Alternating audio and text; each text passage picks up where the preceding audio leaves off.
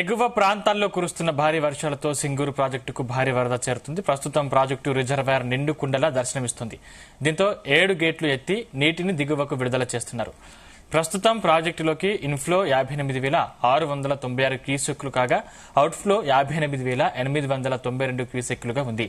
Project పూర్తిస్థాయి నీటి సామర్థ్యం 29.917 టీఎంసీలు కాగా ప్రస్తుతం ప్రాజెక్టులో నీటి మట్టం 16.607 టీఎంసీలుగా ఉంది.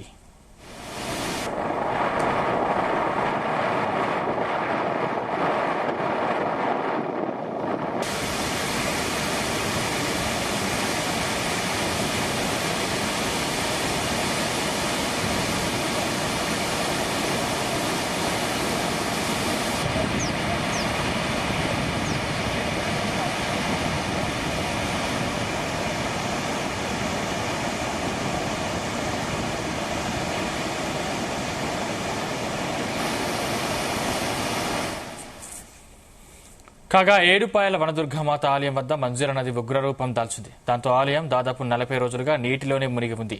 రాజగోపురంలో ఉన్న అమ్మవారి ఉత్సవ విగ్రహానికి పూజలు నిర్వహిస్తున్నారు.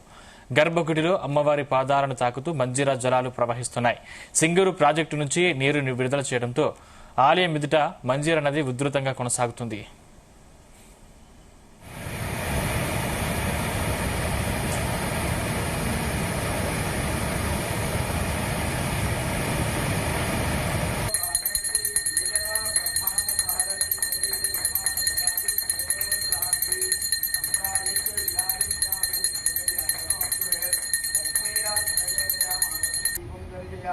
शुद्धाचमनीयं जनार्दिक्यं समर्पयामि। नमस्करोमि वनदुर्गा भवानी माता की जय।